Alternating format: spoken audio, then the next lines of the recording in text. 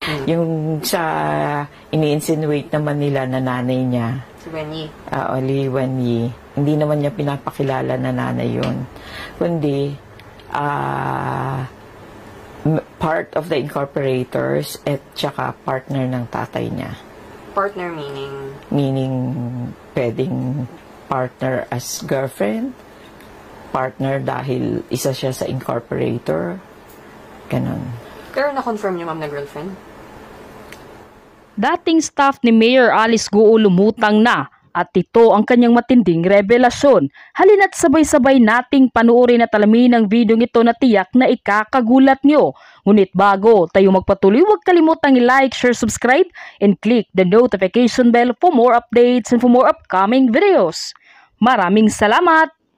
Sa mga dokumento ng ilang kumpanya ni Bamban Tarlac Mayor Alice Guo na isinumiti sa Securities and Exchange Commission, nakapirma ang kanyang accountant na si Nancy Gamo. Si Gamo rin ang nagrehistro sa XCC ng Philippine Offshore Gaming Operators o POGO na Zone U1 Technology na kalaunay ipinasara dahil sa umano'y mga ilegal na aktibidad. Ang koneksyong ito sa pagitan ng Zone U1 at ni Nancy Gamo ang isa sa mga nagpatibay na may kaugnayan nga si Mayor Alice Guo sa mga ilegal na POGO, bagay na ilang beses nang itinanggi ng alkalde. Sa kanyang naging pahayag ni Nancy Gamo, sabi niya, nagtrabaho siya para kay Mayor Alice Guo mula 2012 hanggang 2020. Aminado naman siya na tumulong rin siya na irehistro ang POGO na Hongxing Gaming Technology na umupa sa Baufo Compound noong incorporator pa ang Baufo Land Development ni Mayor Alice Guo. Tauhan daw ng naturang alkalde ang nag-utos kay Nancy Gamo na kalauna na ipinasara ng naturang establishmento dahil sa mga iligal na aktibidad gaya ng scamming. Pero giit ni Gamo, hanggang pagrehistro lamang umano ang kanyang ginawa. Yung documentation niyan ay dumaan sa tamang proseso, legal, kaya makikita mo yung pangalan ko doon. Dahil kung alam ko na illegal, hindi ko gagamitin yung pangalan ko. Kayo po ba ay connected sa Hongxing at Zone U1? No, definitely not. Dinipensaan rin ni Gamo si Mayor Alice at sinabing wala itong kaugnayan sa illegal na POGO sa Bamban. Base umano sa kanyang pagkakakilala kay Mayor Alice, kumpiyansa siya na hindi Chinese spy ang naturang alkalde. Hindi rin umano si Wenyi Lin ang totoong nanay ni Mayor Alice Guo. I think girlfriend yon sa tagal na magkasama sila. Pero walang formal na pakilala na, ito girlfriend ko to. Hindi rin, wala ring formal na pakilala na Tita Nancy, nanay ko, hindi lang ganon. Wala. So, paano niyo nasabi, ma'am, na hindi si Wenyi Lin ang nanay? Kasi kung nanay yun, ma'am, you will be proud na, Tita Nancy, this is my mother. Di ba? Diba? And I can see yung, in terms of affection, mother ako I can sense kung yung anak mo will treat you really as a mother kung ikaw yung mother niya. Pero in the case of Miss Alice, hindi ko nakita yun Para siyang stranger lang na. Hindi alam ni Gamo kung sino ang tunay na ina ni Mayor Alice, lalo't hindi niya umano nakilala si Amelia Leal. Nauna nang sinabi ni Senator Win Gatchalian na posibleng si Wenyi Lin ang nanay ng alkalde. Dahil ganito umano siya ipinakilala sa ilang mga taga Valenzuela. Sa impormasyong nakuha ni Senator Gatchalian mula sa immigration, umalis na umano ng bansa sina Angelito Guo at Wenyi Lin. Matatandaan na noong May 22 sa Senate hearing, itinanggi ni Mayor Alice na kilala niya si Gamo, pero kalaunan ay binawi ito. Ang isip ko noon is she wanted na hindi ako madamay, madrag dun sa mga usaping yun. Siya yung taong yung mahal niya ang empleyado niya. Hindi nakadalo sa naturang pagdinig si Gamo dahil May 21 lang niya natanggap ang imbitasyon at huli na nang mabasa niya ito. Bagamat kabado ay handa rin naman daw siyang humarap sa susunod na pagdinig para linawin ang mga isyu at tulungan si Mayor Alice Guo. Hello po, magandang hapon po. Ako po si Nancy Gamo. Isa po akong certified public accountant. Opo. Hindi po ako yung full-time na empleyado ni Mayor Go.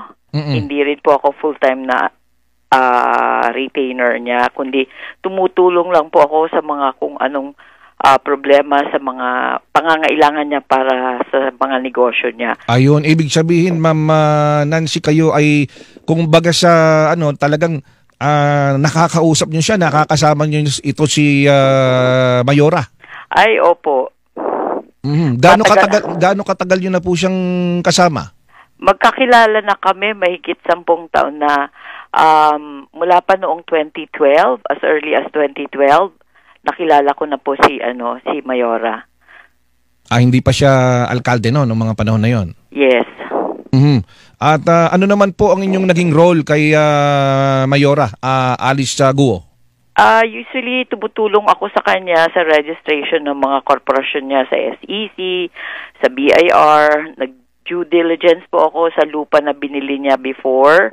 Gumawa din ako ng mga dokumento like yung Memorandum of Agreement, Deed of Transfer, assignment of shares sa isang korporasyon na kasama siya as incorporator. Tumutulong ako sa mga tauhan ni Mayor Alice sa opisina kung paano gumawa ng mga sulat mula sa mga LGU or iba pang government agencies like halimbawa yung mga SSS, ganito, at mga usaping tungkol sa mga problema sa mga tauhan sa farm at iba pang accounting matters. Ayun, sa inyong mga unang pahayag, ibig sabihin kilalang kilala nyo po itong si Mayor Alice Guo, no? Yes, paano nyo po, marami na ho tayong narinig sa Senado, sa mga ilang interview, paano nyo po maisasalarawan itong si Mayor Guo? Nako, napakasipag na bata yan. Gustong-gustong matuto sa edad niya, magaling siya na negosyante, mababa ang loob, at saka mapagmahal na anak. Yun lang ang masasabi ko dyan sa batang yan. Mm-hmm. At dito po sa binabanggit ninyo, mapagmahal na anak, ganyan, pagpatawad po ninyo yung aking ilang mga inihandang katanungan, tulad po nito dahil nababanggit nyo nga mapagmahal na anak. May nababanggit na pangalan na unang-una, yung pangalan na Lin Wenyi. Ano po ang relasyon nito kay Mayor? Si Lin Wenyi ay isa sa mga incorporators ng kumpanya niya. Ang pagkakalam ko po sa kanya, siya po ay partner ng tatay niya. Hindi po siya pinakilalang ina ni Mayor Alice Guo. Ano pong ibig po ninyong sabihin sa ganon? Hindi po siya ang totoong nanay ni Mayora Alice. Partner lang po siya ng tatay niya, kasama nila sa mga biyahe nila, kung saan-saan. Pero hindi po siya nanay ni Alice. Hindi siya yung nanay, sinasabi po, hindi siya yung talagang biological mother? Hindi po. Kasi kung biological mother yan, ipagmamalaki niya na ito po ang nanay ko, Miss Nancy, this is my mother, ito po ang nanay ko. Hindi po, never na pinakilala yan na nanay ni Alice, kundi siya po ay partner ng tatay niya. Yun po ang pagkakalam ko. Ibig bang sabihin ito, kaya ito yung madalas din kasama sa mga, yung natuklasan din sa Senado, na ito yung madalas na kasama sa mga biyahe, mga business transactions, ganun, sa ibang bansa? Yes po. Ayun. Ano naman po ang paliwanag na ito pong si Mayora ay madalas din lumalabas ng bansa? Ano po ang kanyang pakay doon? Usually, ang alam ko dyan, si Miss Alice, mahilig yan kasi mag-aral.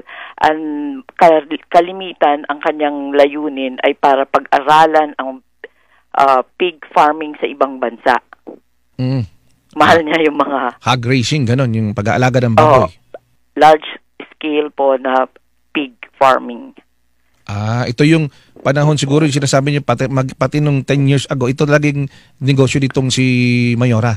Yes po. As early as 2013, meron siyang kumpanya, kasama sila ng tatay niya, wherein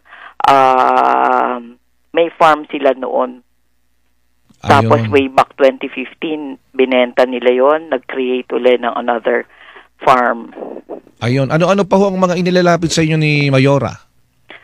Ano lang po, kung kailangan niyan tulong pagdating sa yung mga financials niya, may external accountant po siya. Hindi po ako yung pumipirma ng kanyang mga returns sa BIR.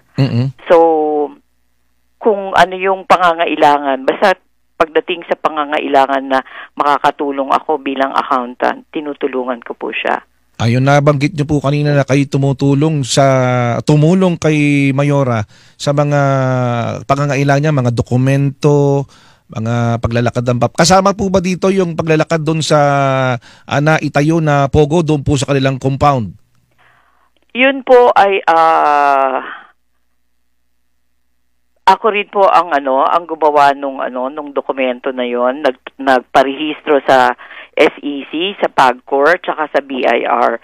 Pero yung participation ko po doon hanggang doon lang po sa initial registration po niya.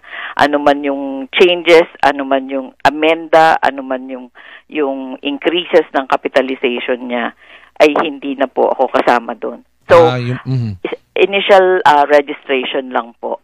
Ayun, pero nung ito'y lumaki na ng lumaki, may naitatag ng building at nandyan na yung mga Chinese national, ala na po kayo nun?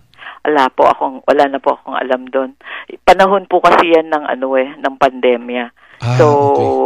Bilang senior citizen po ako, hindi na po ako nakakalabas niyan sa so yun lang po. Sa initial stage lang ng initial stage ng incorporation ng kumpanya. At lahat po yan legal na nakuhanan ng dokumento sa SEC, sa PAGCOR, may endorsement po galing sa PAGCOR at na-rehisto rin po sa BIR. Ayun, kanina po nabanggit ninyo, matagal na kayong magkasama ni Mayor. Totoo ba hindi sa pagbibiro, totoo bang lumaki sa farm si Mayor? Ay, opo. May isang building or isang maliit na bahay na doon siya mismo nakatira, as in doon mismo nakatira. Na pag masdan ko kung